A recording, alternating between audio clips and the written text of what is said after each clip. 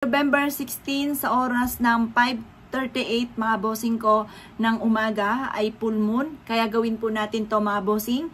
Mainam na lubos-lubusin natin yan dahil isang beses lamang po yan dumarating sa loob mga bossing ko ng isang buwan. Kaya mainam po mga bossing ko ay bantayan po natin po yan.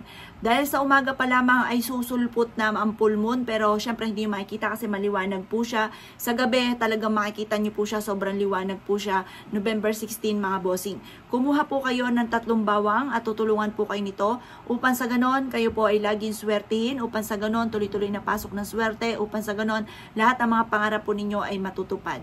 Kung ngayon ang dami mo mga pagsubok, lalo-lalo na tungkol sa usapin ng pera, mailap ang swerte, ang dami mo nang pinasok na negosyo pero lagi kang lugit sa inyo po negosyo at naisyo po mga bossing ko na kayo po ay masigit na lumebel up ang swerte, subukan nyo po na maglagay mga bossing ko ng 3 bawang mga bossing ko sa inyo pong bulsa or maglagay ka ng mga bawang sa bawat sulok ng inyong tahanan or magsabit ka ng bawang sa harapan ng inyo pong main door or kaya sa inyo pong back door or kaya po sa salas or sa kusina po ninyo at maglagay ka rin sa ilalim ng inyo pong unan at ang dulot nito ay napakaswerte.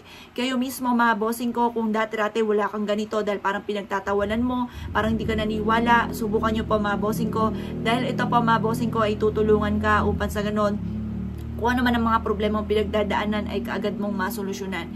Proven po ito, napakaswerte po nito mga bossing, basta positive ka lang, maniwala ka sa mga kakayahan nyo, walang imposible, makakamtan nyo po kung ano man ang inyo po mga ninanais mga bossing. Proven po ito, napakaswerte po nito mga bossing.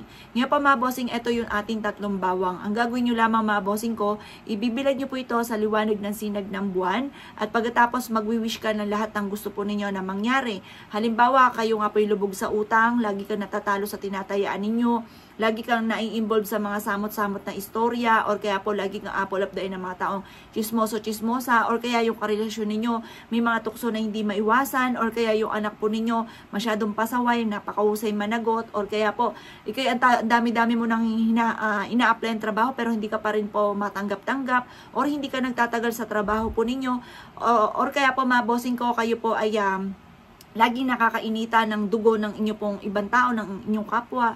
Maina po, meron kang bawang. Kasi ito po, ang bawang tutulungan ka para kung ano man yung gusto mong maganap, ay magaganap mga bossing. Kung lagi ka walang pera, subukan nyo pa mga bossing ko na maglagay ng bawang sa bag po ninyo.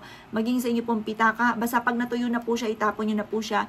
Nakakatulong po ito upang sa ganon, hindi ka lagi naubusan ng pera. Nakakatulong po ito para kayo po ay laging nagkakaroon ng pera. Yung bang may mga dumarating na pagkakataon na parang ito pala ang nagiging dahilan kung bakit nagawa mo ito, magkakaroon ka pala ng maraming pera, mababago pala yung takbo ng inyo pong pamumuhay.